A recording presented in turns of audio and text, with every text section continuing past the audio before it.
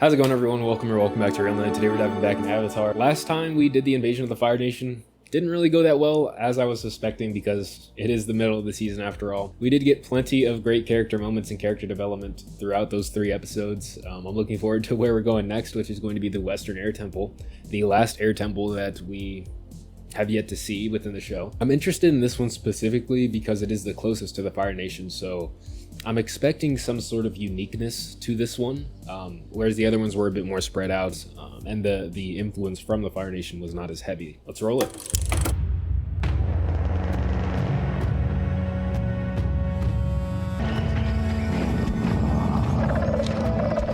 Still heavy in that defeat, I guess. Do you mean getting thoroughly spanked by the Fire Nation, or having to walk all the way to the Western Air Temple?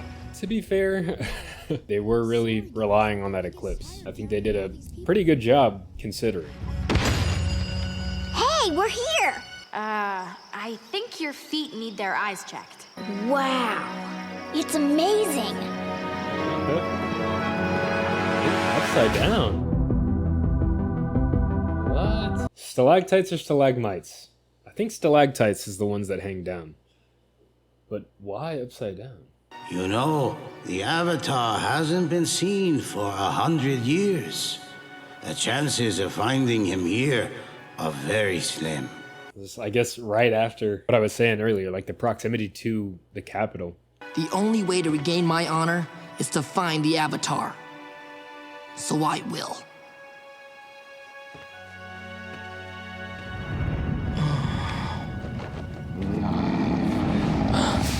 Looking back, that hindsight. I think we've all experienced that, you know. Thinking back, hits you at like 2 a.m. You're just laying in bed and then boom. Something from 7 years ago just pops into your mind. I wonder if there are any secret rooms. Let's go check it out. I'll race you, Duke. I told you, it's the Duke! Okay, I guess that's his preference. You just need to master all 4 elements and confront the Fire Lord before the comet comes. Where am I supposed to get a firebending teacher? Why don't we just take a nice tour around the temple? Your teacher's coming to you. I think he's going back into a little bit of that avoidance behavior, though. Hello, Zuko here. But I guess you probably already know me, sort of. Huh? Well, you've seen me. Is he practicing his pitch? We have seen him, like, practicing stuff in the mirror before. I think it's time I joined your group and taught the Avatar firebending. What would Uncle do? Zuko, you have to look within yourself to save yourself from your other self. Only then will your true self reveal itself. I mean, he's dropped a lot of wisdom on him in the past, so... What would Azula do? Listen, Avatar. I can join your group, or I can do something unspeakably horrible to you and your friends. Your choice. I'm not that good at impersonations. I enjoyed them. I think he captured the essence of their personalities. Hello, Zuko here. Just going straight for it. Sticking to the script. I like it. I mean, yeah, he did let Ava go, so kind of makes sense, you know. I've changed. And and I can teach firebending.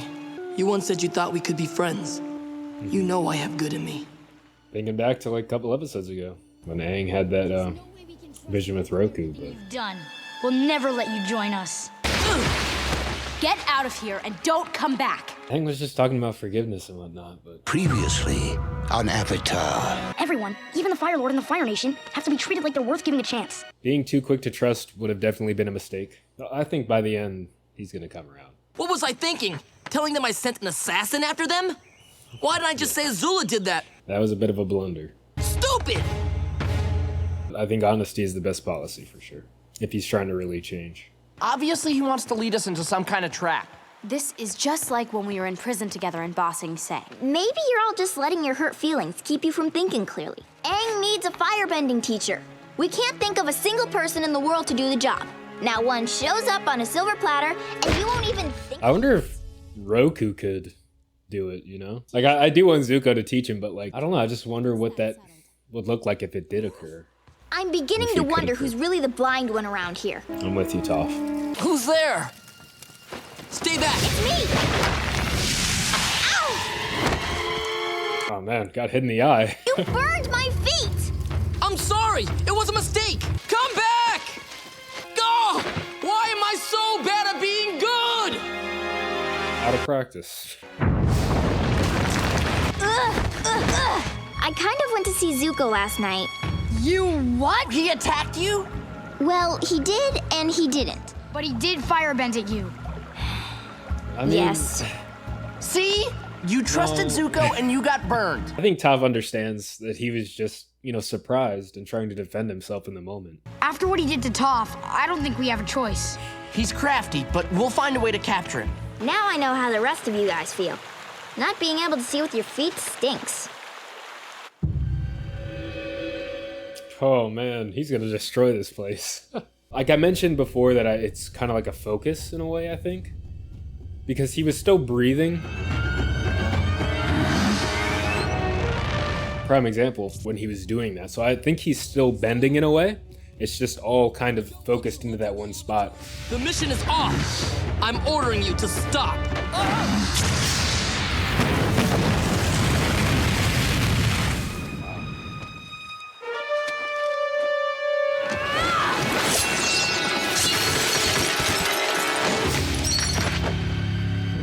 So I wonder if he is just like a man on a mission or if he's somehow automated in a way. Once he's on that mission, he can't stop. I can't get a good enough angle on him from down here.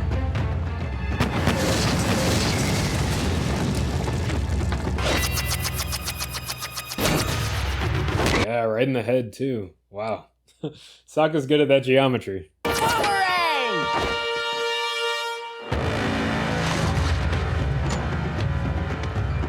Aww! They should have used that opportunity. Why are they just sitting there looking at him?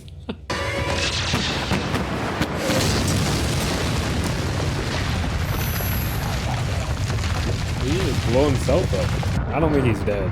It's interesting. I can't believe I'm saying this, but thanks, Zuko. Hey, what about me? Sokka did just defeat that guy. I thought I had lost my honor. It's something you earn for yourself by choosing to do what's right. All I want now is to play my part in ending this war. I need to be more careful and control my bending so I don't hurt people unintentionally. I know that resonates with Aang. When I first tried to learn firebending, Yep. I burned Katara. And after that, I never wanted to firebend again. I'd like you to teach me. Nice, and he got the hand placement perfect, as we learned from the Academy episode. Toph. It'll give me plenty of time to get back at him for burning my feet. Sokka. I'm all for it. Katara. I'll go along with whatever you think is right. I won't let you down. I promise. I'm glad they gave him a chance.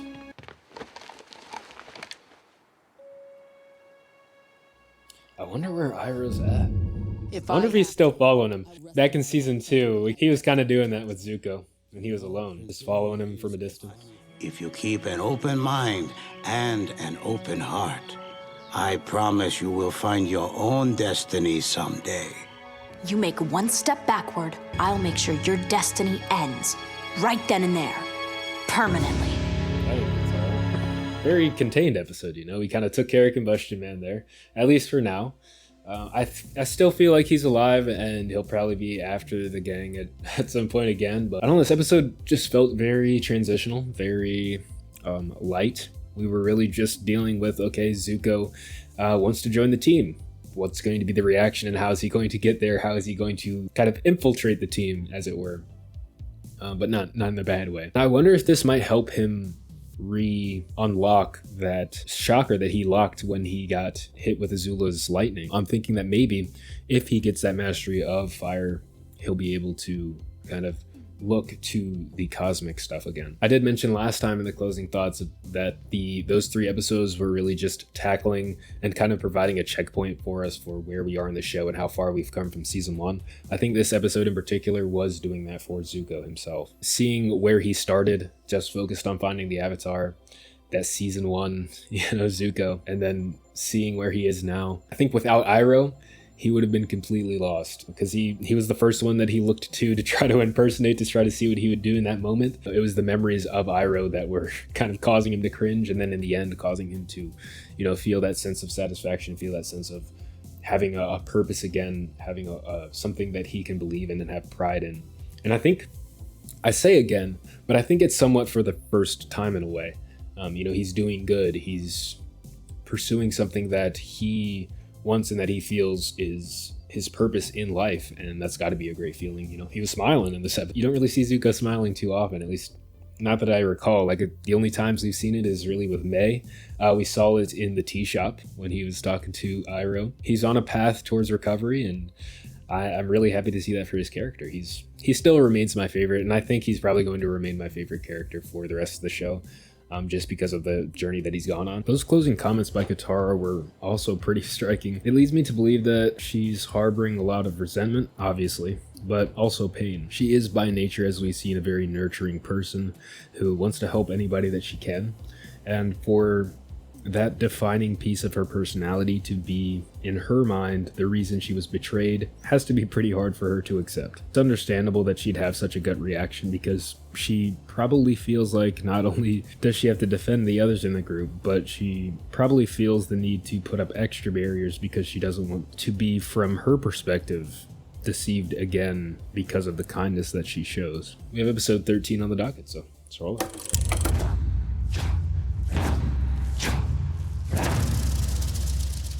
Are we gonna get multiple masters? Firebending in and of itself is not something to fear. Maybe looking into the past, Zuko's past. It'll chew you up and spit you out like an angry Komodo rhino. Now, show me what you've got. Perhaps a demonstration? Good idea.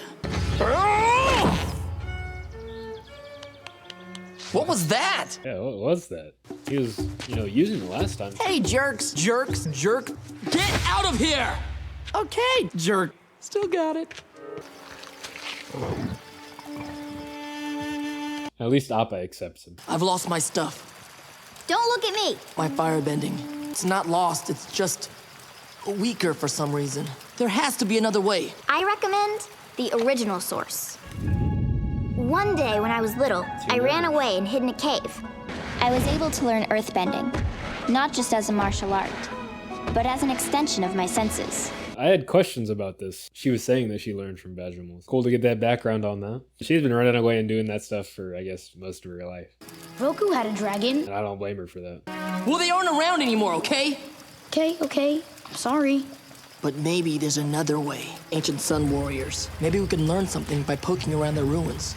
I mean, the waterbending scroll helped them early on. Maybe they'll find something like that. We've been riding for hours. I don't know why, but I thought this thing would be a lot faster. Probably felt a lot faster when he was chasing it.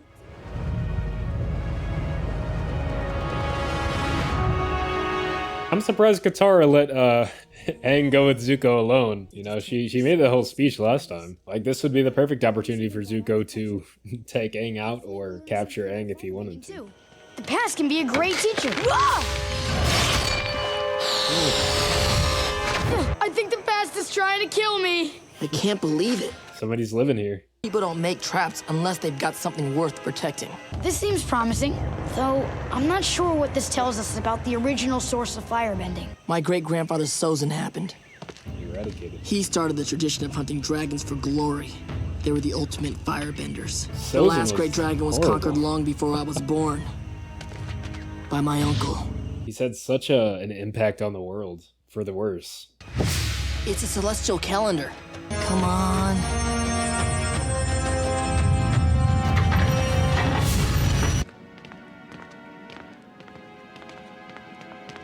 Like I was gonna say, everything happens on the solstice. There must be so much that goes on. The spirit world and the material world are becoming more aligned. All these Fire Nation things are opening. Let's follow the steps of the statues.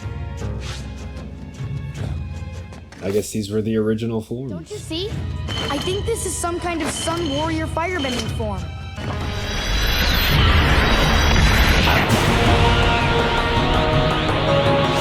Dragon Ball Z. Hooray! It's a Fabergé egg. I'm just very suspicious of giant glowing gems sitting on pedestals. Should have done an Indiana Jones. Not another staff. Well, at least their mouths are above it. It stopped. At least we have air. Help! Who are you yelling to? I guess people do live here. I don't normally play this card, but I'm the Avatar. I'm the Avatar. I'm the Avatar. I'm the the Avatar. I'm Admiral Zhao. I know my people have distorted the ways of firebending to be fueled by anger and rage. But now I want to learn the true way, The classic way. the original way. If you wish to learn the ways of the sun, you must learn them from the masters Ran and Shaw. Ran and Shaw. There are Are the dragons still alive? This fire is the very first one. The flame will go out if you make it too small. Make it too big, and you might lose control. It's like a little heartbeat. Fire is life, not just destruction. Interesting. Like Aang's is a little bit smaller, Zuko's is a little bit bigger. Kind of illustrating, I think, just their differences in skill, I guess. Your flame's gonna go out because it's too small. You're too timid. Give it more juice. But what if I can't control it? You can do it. I know you can. Your ancestors are directly responsible for the dragon's disappearance. The masters might not be so happy to see you. I bet they're dragons. The decline of the dragons is your burden too. I wonder if Iroh's ever been here. I would really be interested to know like some adventures of Iroh. Chanters!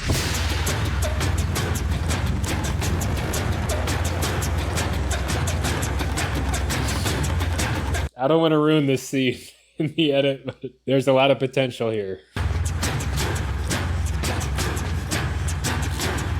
Aztec or Mayan? I think maybe more along the lines of Aztec.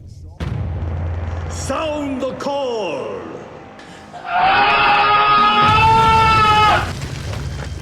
What's happening? Is fire just go out? Zuko, Oh, no. my fire went out. Give me some of yours. No, just make your own.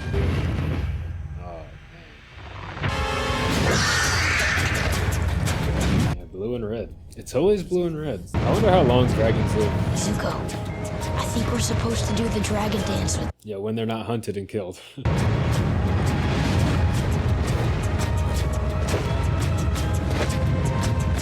Nice. Matching the forms.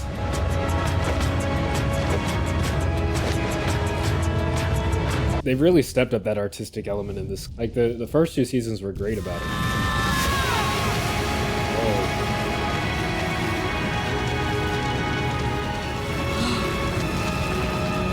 I understand.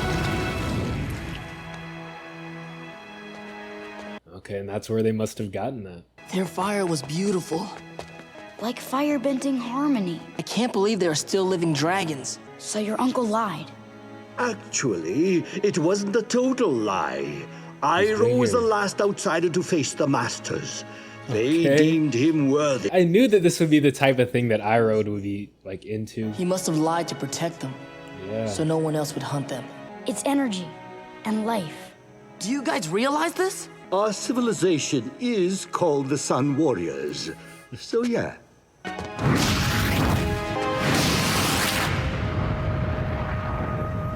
We have no choice but to imprison you here forever. Just kidding. Yeah, no. But seriously, don't tell anyone. With this technique the dragon showed us, What did I just say? Yeah, that's a great dance you two learned there. It's a sacred form that happens to be thousands of years old. Oh, yeah? What's your little... He's just too easy to, you know, hype up and... The dancing dragon. Nothing wrong with dances.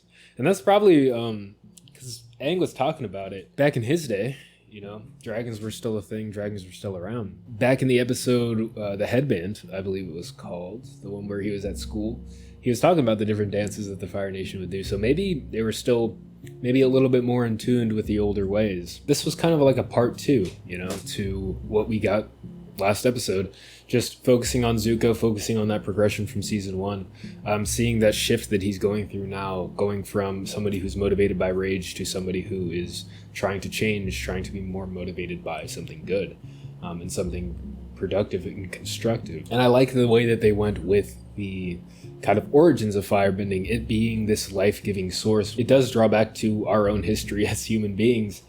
Kind of early on, fire was really the difference between life and death some of the times. You know, it allowed us to cook our food, allowed us to keep warm in frigid environments, It is a life-giving source and a source of energy, so I like that they kind of tied that in, as well as adding on that sort of fantasy aspect of the dragons. While I was watching, I was also wondering if Iroh had dropped any hints that he knew the true way of firebending. Lightning is a pure expression of firebending, without aggression. It is not fueled by rage or emotion the way other firebending is. Like the Sun Warrior Chief said in this episode. It wasn't a total lie. It just goes to show how close to the chest Iroh keeps things of importance. It also reminded me of when Zhao mentioned Iroh visiting into the spirit world, and I can't help but echo my statement during the reaction that I'd really love to just see a few episodes of like a young Iroh going on adventures, seeing what actually happened in his early life, because experience breeds wisdom. I'm sure that that's a quote of some kind. I don't know where it's from or where I heard it. I don't even know if I heard it, but it just rings true for me that the wisest people a lot of the times are usually people who have been through quite a bit. There's just always so much more depth to Iroh than you expect, and so many things that he's done.